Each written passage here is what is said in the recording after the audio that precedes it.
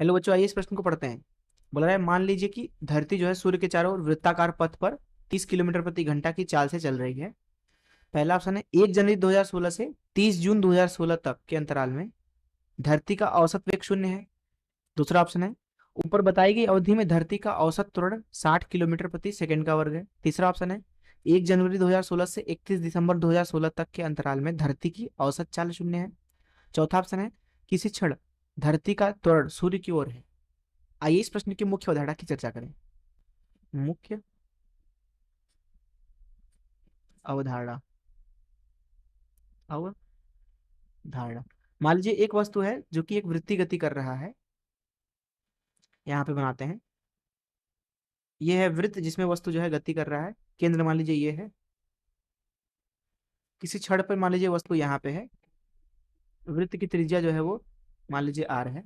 तो अभी इस छड़ पर जो इसकी गति है ऊपर की तरफ है, इस तरीके से वी मान लीजिए। तो यहाँ पे वस्तु के अंदर दरअसल दो त्वरण हो सकते हैं। पहला तो त्वरण हो सकता है जो इसके गति को बदले, स्पर्श रेखित त्वरण जिसको हम एटी बोलते हैं।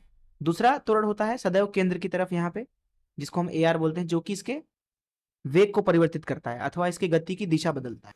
वस्तु अगर यहाँ पहुंची तो इसका जो इस गति है वो इधर हो जाएगा, और यहाँ पे ए आर इधर है, ऐसे लगेगा। यहाँ पे पहुंच जाएगा वस्तु तो इधर है। मैंने मान लिया कि इसकी गति बराबर है, अर्थात जो गति है वो नियत है। जब गति नियत होती है तो जो उसका स्पर्श रेखित त्वरण होता है वो हो जाता है शून्य। इस अवस्था में आप देखोगे कि हर स्थिति में, हर बिंदु पर, हर बिंदु पर जो कुल त्वरण है, सदिश रूप में लिख देते हैं, कुल त्वरण वो सदैव किधर है? केंद्र की ओर है। केंद्र की ओर, केंद्र की ओर। ठीक है। जब जो वस्तु है नियत गति से वृत्तीय गति करेगा तो उसका स्पर्श रेखित त्वरण शून्य होगा, और उसका जो कुल त्वरण होगा वो ए आर हो जाएगा। और ए आर सदैव क्योंकि केंद्र की तरफ लगता है, इसलिए जो कुल त्वरण होगा इस अवस्था में वो केंद्र की ओर होगा।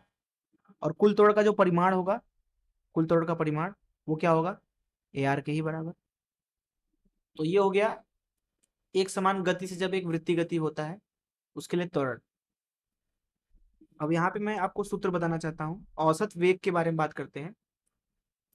जो औसत वेग होता है उसको मैंने यहाँ पे v सदिश औसत बोल दिया। ये होता है कुल विस्थापन, कुल विस्थापन बटा कुल समय, कुल विस्थापन बटा कुल समय, कुल विस्थापन बटा कुल समय। ये हो जाएगा, देखिए कुल विस्थापन जो होगा वो होगा अंतिम बिंदु से प्रारंभिक बिंदु के बीच की दूरी, उसका परिमाण। कुल विस्थापन को हम एस सदिश बोल देते हैं और कुल समय हम टी बोल देते हैं। वहीं बात करें अगर हम अब औसत चाल की, तो उसको भी औसत बस बोल देते हैं। औसत चाल ये हो गया। औसत चाल जो होता है वो होता है कुल दूरी भागे कुल समय, कुल।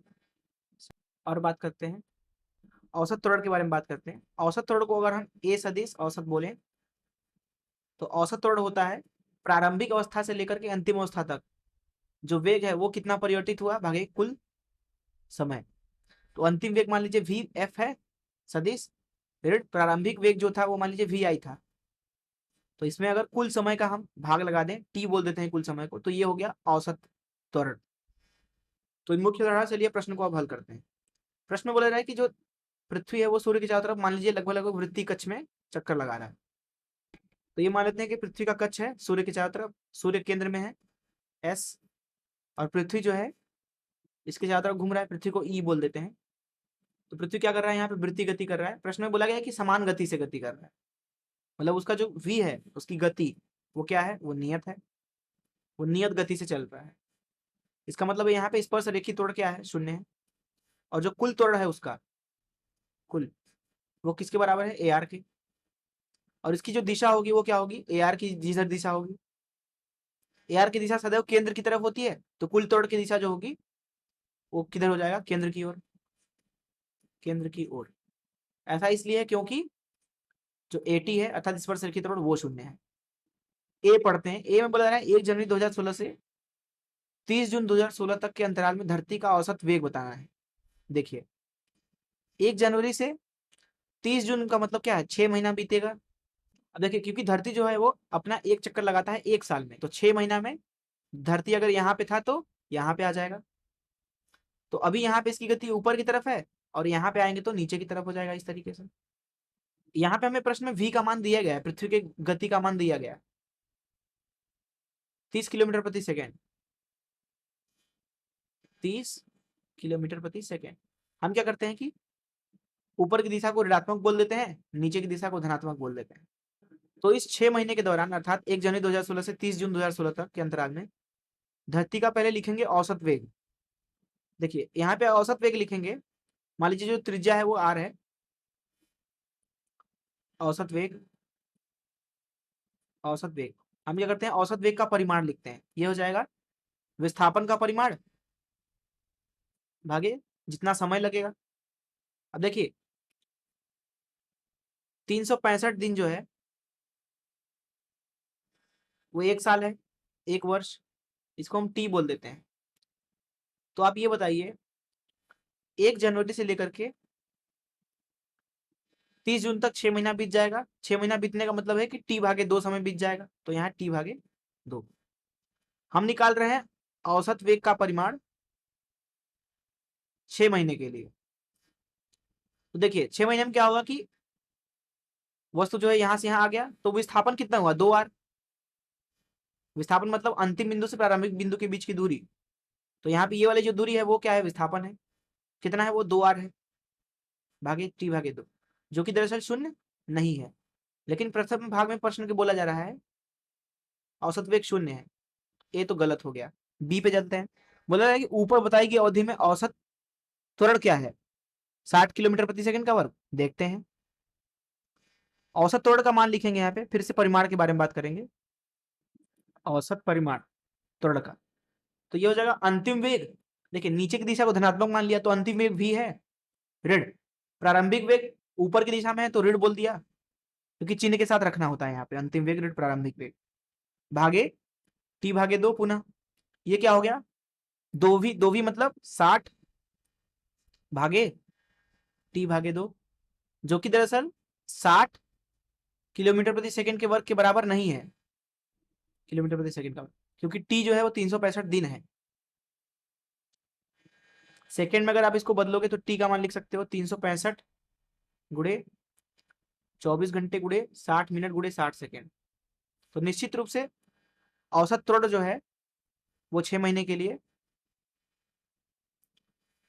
वो 60 किलोमीटर प्रति सेकंड का वर्ग नहीं है, इसलिए बी भी गलत है। सी पढ़ते हैं, 1 जनवरी 2016 से 31 दिसंबर 2016 मतलब पूरे 1 साल के लिए बोला जा रहा है।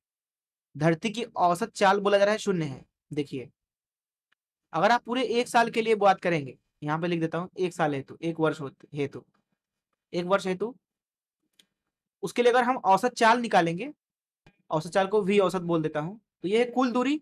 कुल दूरी क्या होगा, देखिए 1 वर्ष में एक पूरा चक्कर लग जाएगा, एक पूरा चक्कर मतलब 2πr दूरी चलेगा वो, कितने समय में, t समय में। r है पृथ्वी से सूर्य के बीच की दूरी, t है 1 वर्ष अर्थात 365 दिन, या फिर उसको सेकेंड में बदलें तो इधर मैंने बदल रखा है।